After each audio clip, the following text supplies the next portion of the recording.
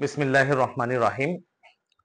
আজকে আমি আলোচনা করব রাসূল সাল্লাল্লাহু আলাইহি সাল্লামের পানি পান পদ্ধতি। রাসূল সাল্লাম কিভাবে পানি পান করতেন। রাসূল সাল্লাল্লাহু আলাইহি সাল্লাম আ বাসি পানি আ খুঁজতেন সাহাবীদের কাছে। বাসি পানি যেমন পরিষ্কার পরিচ্ছন্ন হয়, তেমনি আ ঠান্ডা ও তৃষ্ণা মেটায়। এই কথাটা একটু আমাদের আ অ একটু মনে হতে পারে যে বিষয়টা কেমন হয়ে গেল? বাসি পানি রাসূল সাল্লাম পছন্দ করতেন। যুগের তালে চিন্তা করতে হবে। সেই সময় রাসূল সাল্লাম যখন পানি পান করেছেন, পানিগুলো রাখা হতো একটা কলসের মতো বা ঘটিতে রাখা হতো।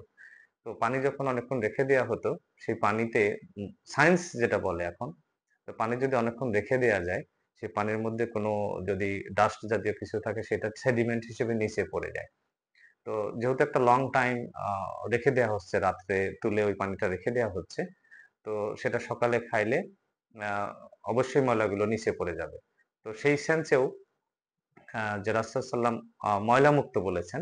আবার এই পানিটা অনেকক্ষণ দেখবেন পানি উঠানোর পরে যদি রেখে দেওয়া যায় সেই পানিটা ঠান্ডা থাকে। তো তখন তো আর এসির ব্যবস্থা ছিল না। তো এই শর্তে দেখা যায় যে না এটা সায়েন্টিফিক। অর্থাৎ রাসূল সাল্লাম বাসি পানি সাহাবীদের কাছে চেয়েছিল। এটা আসছে মুসনাদে আহমদে। এছাড়াও রাসূল সাল্লাম দাঁড়িয়ে পানি পান করাকে নিষেধ করেছেন। কারণ দাঁড়িয়ে পানি পান করলে পানি অতি সহজে পাকস্থলীতে পৌঁছে যায়। যার কারণে পাকস্থলীতে টেম্পারেচারের ইমব্যালেন্স হতে পারে। যার ফলে ডাইজেস্টিভ সিস্টেমটা ডিসঅর্ডার হতে পারে।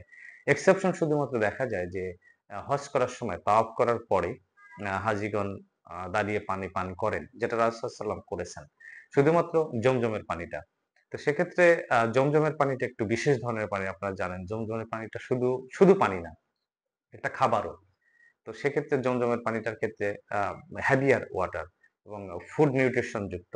তো সেটার ক্ষেত্রে একটু ভিন্ন। তাও রাসূল সাল্লাল্লাহু শুধুমাত্র এই তাওয়াফের সময় দাঁড়িয়ে খেয়েছেন, তাওয়াফের পরে। যেটা হাজিরাও খায়, তাওয়াফের শেষে খেয়ে দোয়া করে কাবা শরীফের দিকে তাকিয়ে। তো সচরাচর যেটা যে কোনো পানি দাঁড়িয়ে পান করা যাবে না, বসে পান করতে হবে। এটা পাকস্থলী খুব ভালোভাবে স্লোলি সে পানিটা নিতে পারে এবং টেম্পারেচার ইমব্যালেন্স হয় না। রাসূল সাল্লাল্লাহু আলাইহি সাল্লাম ৩ নিঃশ্বাসে পানি গ্রহণ করতেন। তো প্রত্যেকবার একেকটা নিঃশ্বাস একেকবার পানি নেওয়ার সময় নিঃশ্বাসটা গিলাসের মুখ থেকে সরায় নিতেন। আবার পানি গ্রহণ করতেন, আবার মুখ থেকে সরায় নিতেন। অর্থাৎ ডাইরেক্ট নিঃশ্বাসটা পানির মধ্যে ফেলতেন না। এবং রাসূল সাল্লাল্লাহু আলাইহি ওয়াসাল্লাম বলেছেন যে, "তোমরা ঝাড়ফুঁক দেয়া পানি কখনো খাবে না।" কারণ ঝাড়ফুঁক দেয়া পানি খাইলে যে ব্যক্তি ঝাড়ফুঁক দেয় উনার গালের দুর্গন্ধ ওই পানির মধ্যে ঢুকে যায়। আমরা ছোটকালে যখন এই আ আ ঝাড়ফুঁক দেয়া পানি খেয়েছি, তখন আমরা আমরা মনে করেন দাদা-দাদীদের কাছ থেকে বা এলাকার মুরব্বিদের কাছ থেকে পানিগুলো খেয়েছি, ঝাড়ফুঁক দেয়া পানি। অনেকেই বলেছে যে, পানি মিষ্টি লাগছে না আ তিতা লাগছে এ কথা বলা যাবে না।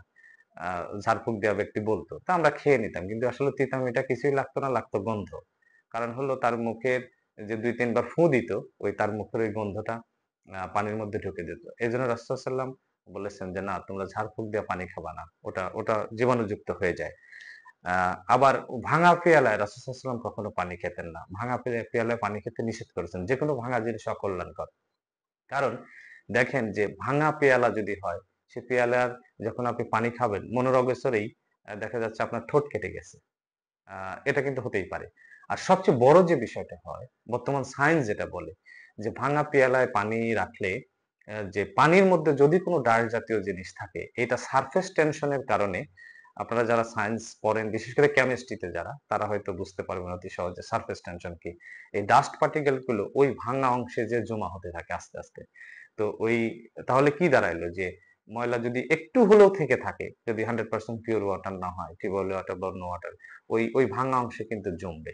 তো সেক্ষেত্রে আ ভাঙা পেয়ালাকে অবশ্যই পরিহার করতে হবে। এটা আ এই কন্টামিনেশন ও হতে পারে। সাথে, সাথে আপনার মুখে জখম হওয়ারও সম্ভাবনা রয়েছে। তাই রাসূল সাল্লাল্লাহু আলাইহি ওয়াসাল্লাম যে বিধিনিষেধগুলো এই বেসিক বিধিনিষেধগুলো দিয়েছেন পানি পানের ক্ষেত্রে, যেটা ফলো করলে আমরা স্বাস্থ্যসম্মতভাবে একটা পানি পাবো এবং আমরা কন্টামিনেশন মুক্ত পানি পাবো, যা আমাদের শরীরের জন্য খুবই কল্যাণকর হবে। আমার মনে হয় ছোট্ট ভিডিওর মাধ্যমে আ পানি পান করার পদ্ধতি আপনারা জেনে গেলেন।